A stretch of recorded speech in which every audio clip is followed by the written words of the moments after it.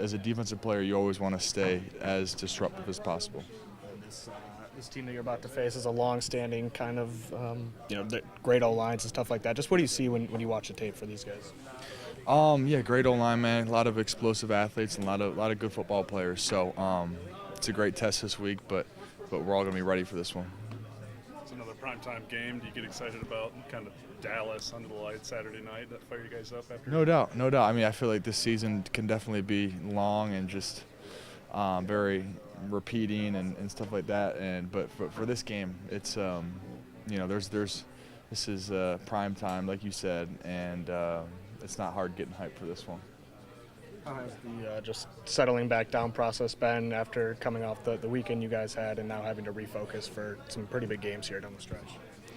Sorry, say that one more time. How has the refocusing process been just for you and the defense and everybody else?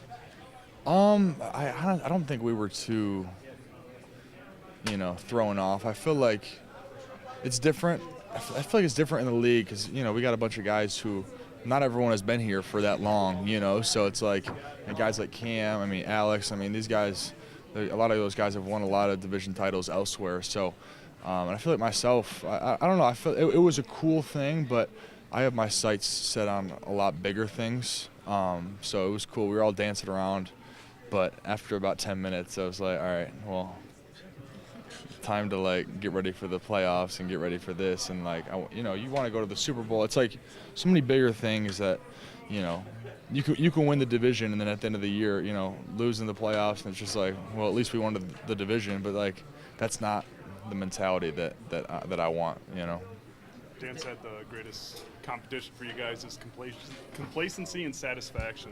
What does that look like from your perspective?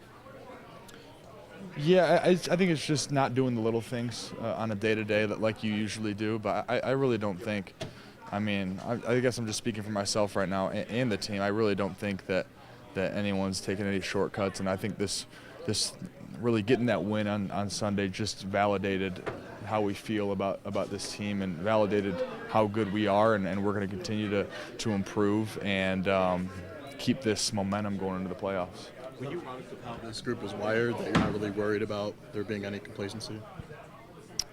Yeah, I feel like that's just the kind of personalities that Brad and Dan and Rod and all those guys brought into this team is just that constant pursuit of something greater, and that's the name of the game. And I just don't want to look back at this year and say, well, I'm happy we won the division. I want more. When you first got here, you talked about it'd be cool to start something new, like when you went to Michigan. Yeah. Has it come quicker than you even thought? The division championship already? I guess so. I guess it was a quick ascension that we had, but I think it's easy. I feel like it's not easy, but it is one thing doing it for 1 year. But I feel like this continued success is the hardest part about anything, and that's what my focus is on. Is not only this year, and what we do this year, but we're not going to go out next year and just be happy with what we did this year. That's the mentality that we want. Right. With Dak Prescott, we've seen him extend drives, be a little bit more mobile and effective on third down, namely. What have you seen from him over the last stretch of games? Yeah, obviously everyone knows the stat with Dallas at home, but that gets, at least me, that gets me fired up because you want to be the one to take them down. You want to be the one to end their home streak and stuff like that. But they got a lot of great players. Dak's been playing great ball, so we'll be ready. You played these guys last year. Not too many major changes on the offensive side of the ball, maybe in the run game where they don't have Zeke anymore. So I guess just how does that run game look a little bit different now compared to when you played him last year? A similar scheme, I feel like, just plugging in a different guy with Pollard, and he played a lot last year too. So he's a great player as well. So I don't think it's too much different. Everyone looks for the sack numbers, but I argue the pass you batted down just after the 2-minute warning in the fourth quarter is one of the biggest defensive plays of the game. How much do you guys emphasize that in practice, or the pride you take in doing those little things at the end of your rush? No doubt.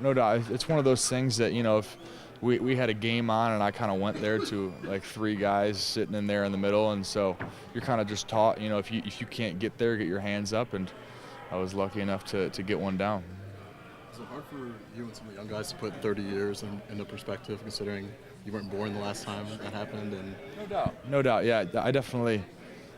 It's definitely crazy. But then again, it's just weird because, like, for a lot of people besides myself, like it's been 2 years in my class, you know, and then like, so I guess it's just different. It's just a different perspective that we have, but I definitely feel it more, I think, than others.